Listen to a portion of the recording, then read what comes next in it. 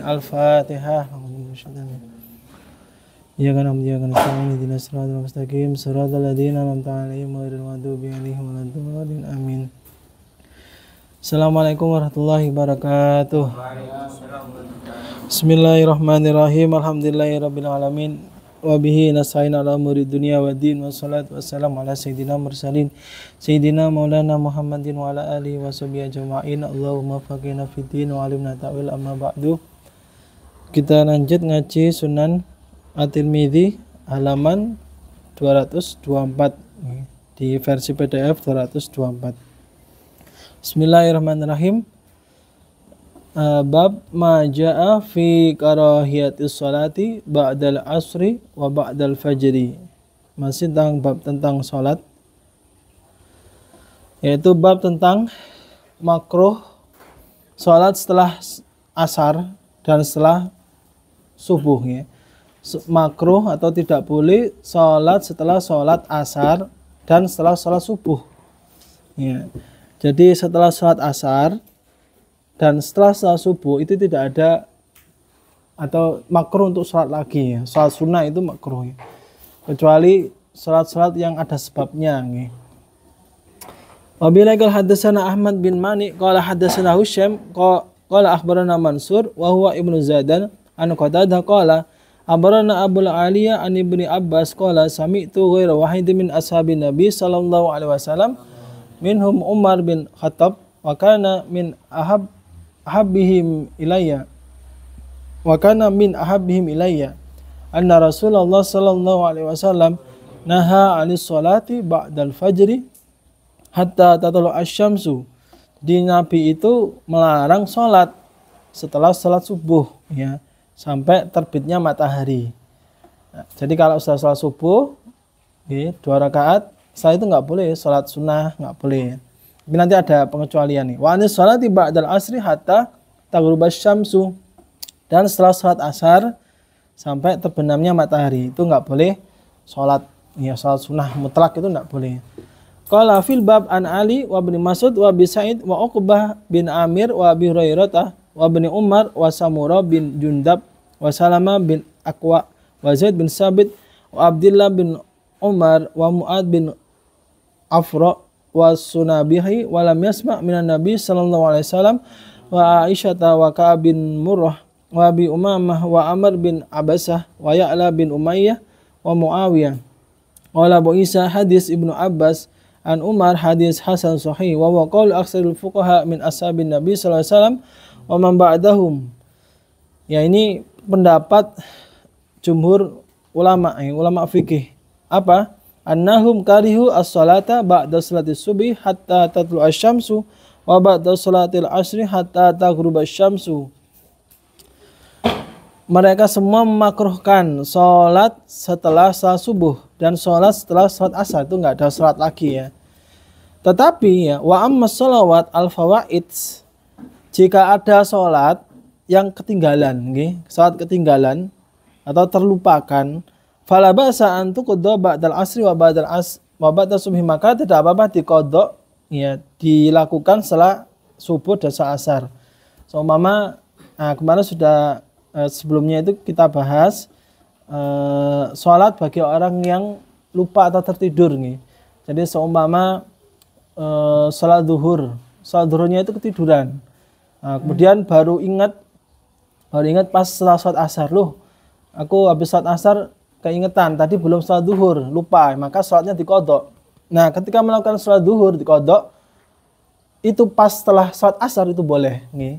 Jadi meskipun setelah sholat asar karena emang ada sebab yaitu harus mengqadha sholat zuhur tadi ya, maka boleh nih, karena memang harus diqadha saat itu. Jadi kalau ada orang lupa atau keingetan belum sholat, maka harus segera sholatnya harus diqadha. Ketika ingat langsung diqadha. Nah, kalau seumpama ingatnya setelah sholat asar atau setelah subuh kok baru keingetan ya, oh aku belum sholat isya seumpama, kemudian habis itu sholat setelah subuh ya, maka boleh ya. Nah, ini ada pengecualian gitu. Nah, kemudian juga eh, yang boleh itu juga sholat yang ada sebabnya. Contohnya seperti ketika mau masuk masjid, nggih. Itu kan ada sebabnya, nggih. Nah, sholat tahiyatul masjid. Nah, sholat tahiyatul masjid itu kan ada sebabnya, yaitu mau masuk masjid. Nah, kalau seumpama sholat tahiyatul masjidnya itu dilakukan setelah sholat subuh atau sholat asar, nggih. Kemudian kita mau sholat sunat tahiyatul masjid, maka itu tidak apa-apa karena ada sebabnya, yaitu apa? Sholat tahiyatul masjid. Ya kita boleh. Seumpama kita sudah sholat asar ya, kemudian mau masuk masjid, kemudian sholat tahiyatul masjid, nah itu boleh nih, karena ya ada sebabnya tahiyatul masjid. Yang tidak boleh adalah sholat sunnah mutlak nih. Sholat sunnah mutlak itu tanpa sebab nih, sholat sunnah biasa gitu ya, tanpa sebab. Nah, dilakukan setelah sholat subuh dan sholat asar itu tidak boleh untuk sholat sunnah mutlak. Jadi sholat sunnah mutlak itu sholat sunnah kapan saja ya, seperti saat ini seumpama habis sholat duha nih, kemudian ditambahi sholat sunnah mutlak. Nah, itu boleh nih. Sholat mutlak itu kapan saja, kecuali setelah sholat asar dan setelah sholat subuh sampai terbitnya matahari. Nah, matahari sudah terbit kayak gini, berarti sudah masuk waktu duha, yang sholat duha gitu nih. Atau sholat jenazah, sama sholat jenazah kok jatuhnya itu setelah subuh atau setelah sholat asar sore gitu ya, maka boleh ya, karena sholat jenazah itu tidak boleh ditunda, harus disegerakan ya. Di hadis sebelumnya itu juga sudah kita bahas kemarin. Jadi yang tidak boleh ditunda itu salah satunya ketika jenazah sudah datang, itu harus segera disolati, harus segera dikafani, dimandikan ya, dan lain-lain. Nah, maka sholat jenazah boleh ketika setelah sholat asar. Kemudian juga ada kekhususan ketika di Mekah ya. Kalau di Mekah itu tidak berlaku lagi. Jadi mau sholat setelah asar, mau sholat sunnah setelah subuh itu boleh bagi di Mekah. Jadi gitu kekhususan Mekah nih. Jadi kalau di Mekah mau sholat sunnah mutlak nih, sholat sunnah mutlak setelah subuh, sholat sunnah mutlak setelah asar itu diperbolehkan khusus di Mekah. Tapi kalau di luar Mekah tidak boleh. Di Madinah juga insya Allah juga tidak boleh. Yang khusus itu Mekah. Jadi kalau sudah di Madinah, pindah di Madinah, kok mau sholat sunnah mutlak setelah subuh atau sholat asar itu tidak boleh. Yang boleh itu hanya di Mekah ya, khusus. Ini keistimewaan di Mekah. Atau sholat sunnah tawaf. Sholat sunnah tawaf. Jadi kan kalau setelah tawaf itu kan nanti disunahkan sholat sunnah ya, sholat sunnah tawaf gitu. Nah, kalau seumpama sholat sunnah tawafnya itu terjatuh setelah sholat asar atau sholat subuh, maka itu juga boleh nih, boleh ya, sholat sunnah tawaf. Jadi ada hal-hal yang boleh, ada yang tidak dibolehkan nih. Yang tidak dibolehkan itu sholat sunnah mutlak gitu ya. Atau gini, sholat sunnah sebelum umroh. Jadi orang itu kalau sebelum melaksanakan umroh itu kan disunahkan untuk sholat sunnah nih. Mandi dulu kemudian sholat sunnah umroh gitu biasanya. Nah, kalau seumpama sholat sunnah umrohnya itu terjadi setelah sholat asar dan sholat subuh, maka itu tidak boleh nih, bagi sholat sunnah umroh nih. Karena sebabnya itu belum dilakukan ya, umrohnya itu belum dilakukan, jadi sholat sunnah dulu baru umroh. Nah, ini tidak boleh ya. Beda dengan tahiyatul masjid. Kalau tahiyatul masjid kan datang ke masjid dulu baru sholat sunnah, ngerti nggih? Jadi datang ke masjid, sebabnya itu nyampe masjid baru sholat sunnah. Kalau sholat sunnah umroh, umrohnya di belakang nih. Sholat sunnah dulu baru sholat baru umroh ya. Jadi umrohnya di belakang. Nah, ketika sholat sunnah umroh ini terletak setelah sholat asar dan setelah subuh, maka ini tidak boleh. Ya, jadi besok kalau sampean umroh nih, atau haji ya. Kalau haji itu kan kesempatan untuk umroh itu banyak ya, berkali-kali itu bisa. Nah, kalau ingin sholat sunnah umroh, maka itu tadi tidak boleh setelah asar. Habis sholat asar kok sholat sunnah umroh, tidak boleh ya. Habis sholat subuh kok sholat sunnah umroh, ya belum terbit matahari, tidak boleh ya. Jadi sholat sunnah umrohnya tidak usah gitu nih. Nah, ini untuk sholat tidak boleh sholat setelah asar dan setelah fajar, tidak boleh. Nah, kemudian ada tambahan lagi nggih. Ini pendapat Imam Syafi'i. Jadi menurut Imam Syafi'i ada hadisnya juga. Nanti mungkin ada kayak ini ya. Jadi kalau seumpama sholat sunnah ba'diyah, ya, sholat sunnah ba'diyah ketinggalan, kemudian dikodok dilakukan setelah sholat asar atau setelah subuh. Contohnya ada Nabi itu terlupakan tidak sholat sunnah ba'diyah zuhur. Nabi tidak sholat sunnah ba'diyah zuhur, lupa karena kesibukan. Kemudian Nabi itu melaksanakan sholat ba'diyah zuhur, itu dilakukan setelah sholat asar. Jadi setelah sholat asar, kemudian Nabi melakukan sholat ba'diyah zuhur. Nah itu boleh. Kalau menurut kita Imam Syafi'i ya. Kalau kita sudah terbiasa istilahnya nih, sudah punya kebiasaan sholat ba'diyah atau qobliyah, kok kelupaan ya, memang kelupaan nih, maka dia boleh mengkodok. Tetapi kalau seumpama tidak lupa, emang sengaja seumpama, wes aku sengaja wes kok sholat ba'diyah zuhur nanti habis asar, itu tidak boleh nih. Jadi kalau disengaja tidak boleh. Boleh mengkodok sholat ba'diyah zuhur setelah asar itu jika memang terlupa nih. Jika memang terlupa atau memang benar-benar ya tidak sempat udzur gitu ya. Udzur benar-benar nggak bisa, kemudian sholat ba'diyahnya itu setelah sholat asar, maka itu boleh. Itu ada dalilnya juga ya. Sama dengan sholat ba'diyah subuh, sholat ba'diyah qobliyah subuh ya, qobliyah subuh. Kalau semua terlupa, benar-benar terlupa, kemudian qobliyahnya itu dilakukan setelah sholat subuh, nah itu boleh. Jadi qobliyah didalenang ba'diyah, didalenang, tapi niatnya qobliyah, nah itu boleh. Tapi dengan syarat harus benar-benar lupa, tidak boleh dengan disengaja atau tanpa sebab, nggak boleh ya. Aku sengaja nggak ada, pengen qobliyah subuhnya nanti habis subuh gitu ya, agak siangan, nah itu nggak boleh ya. Itu namanya main-main syariat Islam, hukum Islam. Oke, jadi ada yang seperti itu ya, insya Allah seperti itu. Oke, sekarang lanjut. Qala Abu Isa, hadis Ibnu Abbas an Umar, hadis Hasan Sahih. Qala Ali bin al-Madini qala Yahya bin Sa'id qala Syu'bah lam yasma' Qatadah min Abil Aliyah illa thalathat asya. Hadis Umar anna Nabiy sallallahu alaihi wasallam naha 'anis salat ba'dal asri hatta taghruba asy-syamsu wa ba'da subhi hatta tatlu asy-syamsu. Wa hadis bin Abbas anin Nabi sallallahu alaihi wasallam qala la yanbaghi li ahadin ayaqula ana khairu min Yunus bin Matta. Wa hadis Ali al-Qudad salasa. Oke, bab selanjutnya bab maja'a fi sholati ba'dal asr, ya salat setelah asar, masih sama.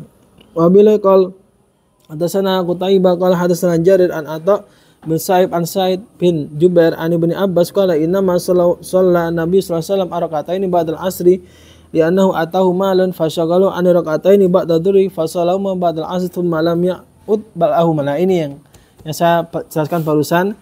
Jadi Nabi itu tidak sholat ba'diyah zuhur karena ada kesibukan nih. Nabi itu sibuk, tidak sempat atau lupa ya, lupa tidak sholat ba'diyah zuhur. Nah kemudian Nabi sholat ba'diyah zuhurnya itu ditaruh setelah sholat asar. Nah ini dalilnya seperti ini ya. Tapi ini tadi ya dengan syarat tidak boleh disengaja ya, tidak boleh disengaja atau tanpa sebabnya. Wa fil bab an Aisyah wa Ummi Salamah wa Maimunah wa Abi Musa qala Abu Isa hadis Ibnu Abbas hadis Hasan wa qad rawa ghairu wahidin an Nabi sallallahu alaihi wasallam annahu shalla ba'dal asri raka'ataini wa hadha khilafu ma ruya anhu annahu naha 'anis salati ba'dal asri hatta taghrub syamsu. Wa hadis Ibnu Abbas asahu haitsu qala lam ya'ud lahuma wa qad ruwiya an Zaid bin Sabit nahu hadis Ibnu Abbas wa qad ruwiya an Aisyah fi hadzal bab riwayat ruwiya anha anna Nabiy sallallahu alaihi wasallam ma dakhala 'alaiha ba'dal asri illa shalla rak'ataini wa ruwiya anha an Ummi Salamah an Nabiy sallallahu alaihi wasallam annahu naha 'anis salati ba'dal asri hatta taghruba asy-syamsu wa ba'da subhi hatta tatlu asy-syamsu. Ya, jadi kalau salat asar itu kan cuma adanya qobliyah nih. Jadi kalau asar itu rawatibnya itu cuma qobliyah asar, ba'diyahnya tidak ada. Waladhi istama'a alaihi aksar al-ulama ala karahiyati salat ba'dal asri hatta taghrub syamsu wa ba'da subhi hatta tatlu asy-syamsu illa mastusniya min dzalik mistus salati bi Makkah ba'dal asri hatta taghruba syamsu wa ba'da subhi hatta tatlu'a syamsu wa ba'da tawaf. Nah, ini ada pengecualian ketika di Mekah. Nah, ketika di Mekah itu boleh sholat sunnah setelah asar, boleh sholat sunnah setelah subuh. Cuma di Mekah saja boleh khusus. Jadi di Mekah itu 24 jam boleh sholat sunnah mutlak. Ya. Di Mekah 24 jam boleh sholat sunnah mutlak.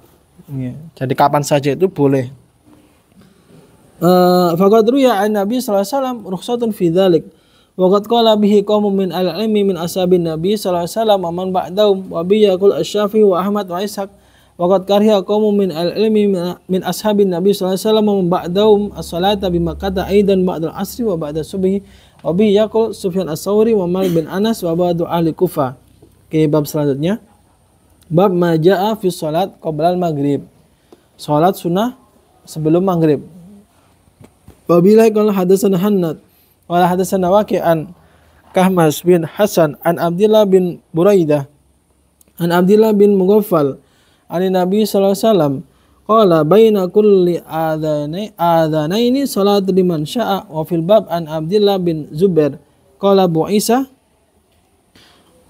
Isa hadis Abdullah bin Mughaffal hadis hasan sahih wa qad ikhtalafa ashabun Nabi sallallahu alaihi wasallam fi salati qabla maghrib falam yara ba'dhum as-salat qabla al-maghrib. Oke, sekarang salat sunnah qabliyah maghrib. Ya, salat sunnah sebelum maghrib. Nah, ini ulama berbeda pendapat. Ini kalau hadisnya, kalau kita baca hadisnya sekilas boleh ya. Oh, boleh salat 2 rakaat sebelum maghrib. Ya. Tetapi ulama, kita harus merujuk ke qaul ulama, jangan melihat hadisnya langsung. Jadi menurut ulama itu berbeda pendapat. Ada yang membolehkan, ada yang tidak membolehkan. Ya, salat sunnah sebelum maghrib. Ya. Ada yang mensunahkan, ada yang tidak. Ya. Wa qad ruwiya an ghairi wahid min ashabin Nabi sallallahu alaihi wasallam annahum kanu yusalluna qabla salatil maghrib rak'ataini bainal adzani wal iqamah. Wa qala Ahmad wa Ishaq in salahumma fahasan wa dha indahum ala istihbab. Jadi ada ulama yang mensunahkan, membolehkan sebelum qabliyah maghrib, ada yang tidak. Nah, kalau menurut mazhab kita ya, mazhab kita Imam Syafi'i, kalau menurut Imam Syafi'i itu tidak dianjurkan. Kalau menurut Imam Syafi'i, salat qabliyah maghrib tidak dianjurkan. Yang disunahkan itu setelah ba'diyah maghrib. Jadi kalau sebelum maghrib itu kalau menurut kita, mazhab kita ya nggak usah sholat qobliyah. Atau kalau seumpama datang ke masjid, jadi sholat maghrib, mau sholat maghrib datang ke masjid, kita sholatnya itu sholat tahiyatul masjid, bukan qobliyah maghrib. Jadi datang sebelum sholat maghrib itu kita sholat sunnah, tapi sholat sunnah tahiyatul masjid, bukan qobliyah maghrib. Jadi kalau menurut Imam Syafi'i itu tidak dianjurkan. Yang ada itu ba'diyah maghrib ya. Salat ba'diyah maghrib itu yang sangat-sangat dianjurkan. Dengar. Jadi kadang ya jujur ya, saya itu kadang dulu di pondok itu kadang bingung. Kadang lihat teman-teman santri itu salat qobliyah maghrib ini orang-orang ini salat qobliyah apa bukan ya, apa tahiyatul masjid ya. Soalnya yang saya tahu itu qobliyah maghrib itu nggak ada gitu ya. Kalau menurut kita ya, Mas Syafi'i itu nggak dianjurkan. Tapi kok orang-orang itu ada beberapa itu yang sholat gitu. Nah, kalau kita di Indonesia kebanyakan yang tidak sholat. Yang mungkin yang sholat, beberapa yang sholat itu mungkin ikut mazhab lain atau mengamalkan hadis ini gitu ya. Mengamalkan hadis yang membolehkan sholat sunnah qabla maghrib. Tinggal kita kalau menurut saya ya kita tetap harus ikut mazhab kita masing-masing. Kalau kita memang mazhab Syafi'i ya kita harus ikut mazhab Syafi'i, yaitu tidak ada sholat atau tidak dianjurkan sholat qobliyah maghrib ya. Tidak dianjurkan gitu ya. Bab ma jaa fi man adraka rak'atan minal asri qabla an taghruba syamsu. Wa bihi hadatsana Ishaq bin Musa al-Ansari qala hadatsana Ma'an qala hadatsana Malik bin Anas an Zaid bin Aslam an Atha bin Yasar wa an Busr bin Sa'id wa an al-A'raj yuhaditsunahu an Abi Hurairah anna Nabiyya sallallahu alaihi wasallam qala Man adraka minas subhi rak'atan qabla an tatlu asy-syamsu faqad adraka as-subha. Wa man adraka minal asri rak'atan qabla an taghruba asy-syamsu faqad adrakal asra. Wa fil bab an Aisyata. Jadi yang menangi sholat asar meskipun hanya 1 rakaat nggih. So mama waktu sholatnya ini agak akhir nggih. Agak akhir mau masuk maghrib atau subuhnya mau habis. Kemudian yang menangi cuma 1 rakaat. Yang rakaat selanjutnya ini sudah di luar waktu asar. Waktu sudah habis, sudah di luar waktu subuh ya. Maka sholatnya ini tetap dihitung 1 sempurna. Meskipun dia hanya menangi 1 rakaat. Atau gini, sholat asar nih, sholat asar telat, mau maghrib. Kemudian dia Allahu Akbar. Ya. Rakaat pertama masih asar. Kemudian rakaat kedua kok sudah adzan maghrib. Ya sudah, salatnya diteruskan saja. Tetapi dia salatnya itu sudah dihitung sempurna seperti salat asar 1 ya. Jadi meskipun yang menangi itu hanya 1 rakaat saja. Nggih. Mafil bab an Aisyah qala Abu Isa hadis Abi Hurairah hadis hasan sahih. Atau gini, cuma Allahu Akbar 1 rakaat belum selesai. Allahu Akbar baca Fatihah ya. Bismillahirrahmanirrahim. Amin. Kemudian adzan maghrib. Nah, dia tetap masih mendapatkan salat asar ya. Jadi itu pahalanya salat asar gitu ya. Wa biyaqul ashabuna wa Syafi'i wa Ahmad wa Ishaq wa ma'na hadzal hadis indahum li sahibil udri. Mithl rajul yanamu anis salat aw yansa fa yasayqidu wa yadhkuru inda tuli syamsi wa inda ghurubiha. Ya. Tetapi kalau yang telat ini telatnya tanpa uzur atau sengaja, tentu dia istilahnya salatnya ini dia tidak mendapatkan keutamaan dari waktu atau fadilah waktu ya. Tapi bagi orang yang udzur, nah, seperti ketiduran atau ya lupa ya, maka ya istilahnya ya kualitasnya lebih baik lah daripada orang yang dengan sengaja mengakhirkan sholat asar sampai telat. Nah itu dia juga istilahnya kualitas sholatnya berbeda ya, agak rendah gitu ya. Bab maja'a fil jam'i baina salataini fil hadar. Nah, ini menjamak sholat ketika di rumah. Nah, ini sama dengan hadis yang tadi ya, salat qobliyah maghrib. Kalau kita hanya sekilas membaca hadisnya, seakan-akan boleh ya ternyata menjamak sholat di rumah gitu ya, tanpa sebab apapun gitu ya. Jadi kita harus merujuk kepada qaul ulama ya, qaul ulama ahli fikih ya, ulama. Jangan hanya melihat dari teks hadis saja ya. Bila kan hadatsana Hanad Abu Muawiyah al-Amash an Habib bin Abi Sabit an Sa'id bin Jubair an Ibnu Abbas qala jama'a Rasulullah sallallahu alaihi wasallam bainal dhuhri wal asri wa bainal maghrib wal isya bil Madinah min ghairi khaufin wala matar. Qala faqila li Ibnu Abbas ma arada bidzalika qala arada alla yukhrij ummatah. Wa fil bab an Abi Hurairah qala Abu Isa hadis Ibnu Abbas qad ruya anhu min ghairi wajhin wa Jabir bin Zaid wa Sa'id bin Jubair wa Abdullah bin Syaqiq al-Uqaili wa qad ruya an Ibnu Abbas an Nabi sallallahu alaihi wasallam wa hadza. Jadi Nabi itu pernah menjamak salat zuhur asar dijamak, maghrib isya dijamak tanpa ada udzur nih, tanpa ada peperangan atau tanpa ada hujan lebat. Nah, kalau kita sekilas membaca di sini, ini berarti boleh dong kita menjamak sholat ya, tanpa ada sebab, tanpa ada udzur. Nah, kita lihat di pendapat ulama. Nah, ulama berkesimpulan ya bahwasanya tetap boleh sholat jamak itu ketika dalam keadaan musafir, itu boleh dijamak.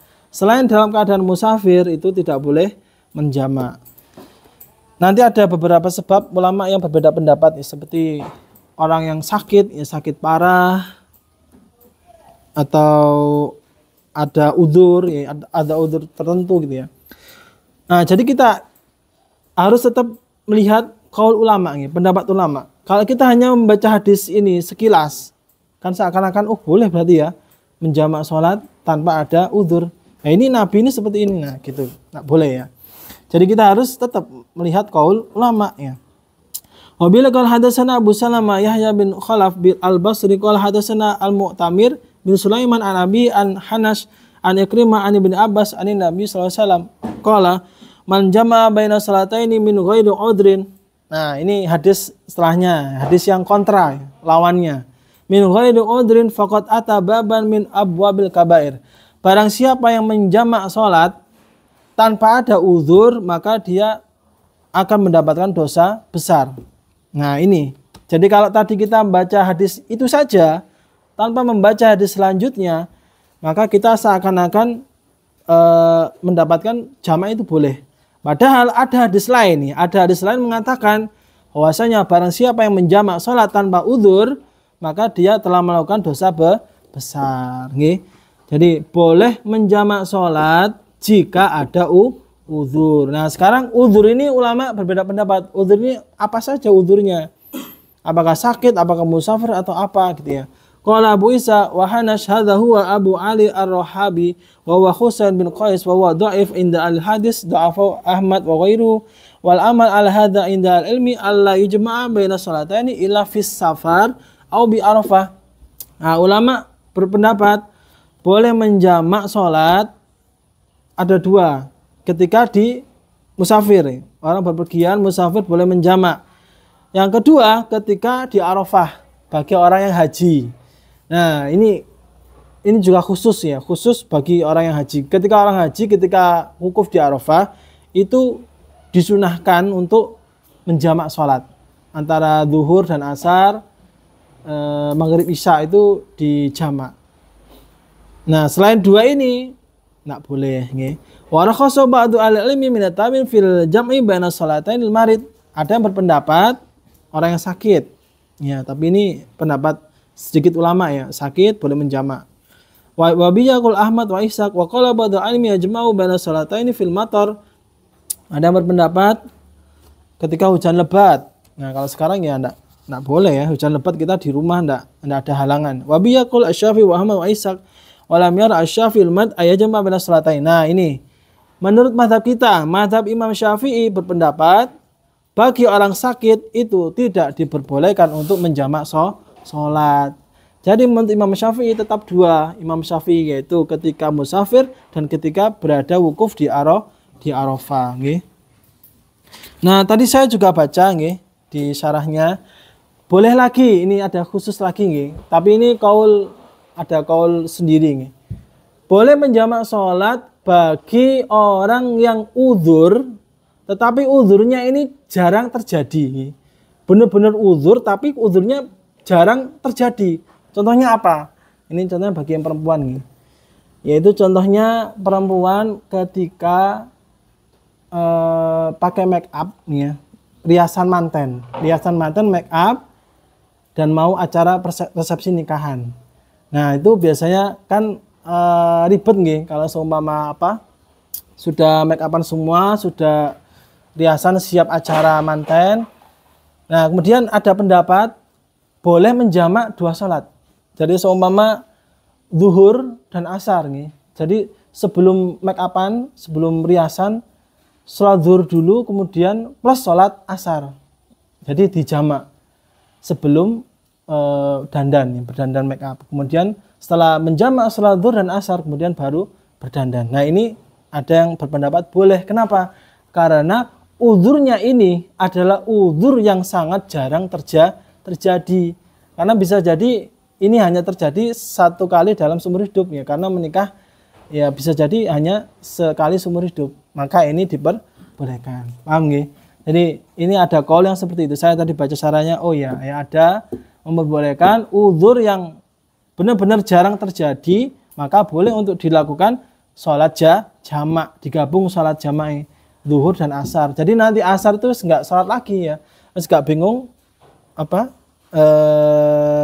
make upnya, biar make upnya rusak ya kan eman sembarang larang sembarang larang make upnya rusak sholat asarnya kan.